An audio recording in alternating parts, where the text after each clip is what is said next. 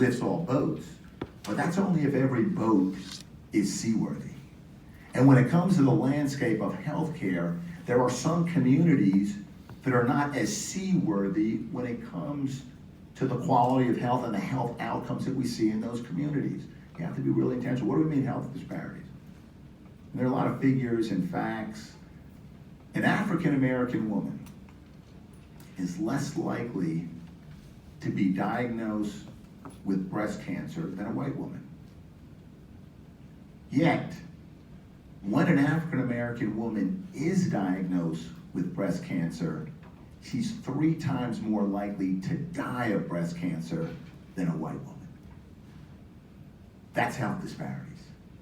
And you see it across all chronic illnesses and diseases.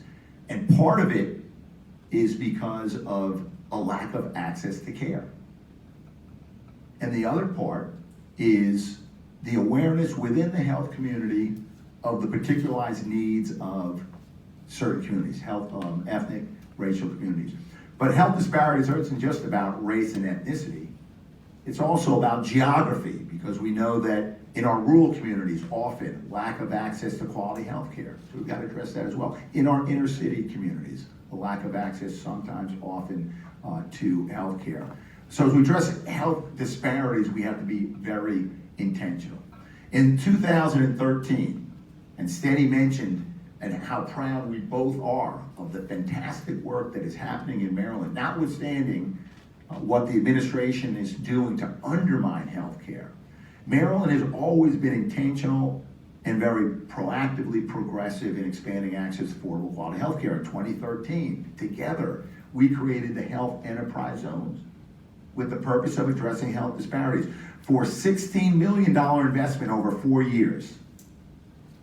$4 million a year in a pilot program in Health Enterprise Zones. And we created 4 zones, as you know, Stenny, 1 down in St. Mary's County, 1 in Annapolis, 1 here in Prince George County, and 1 in Baltimore City.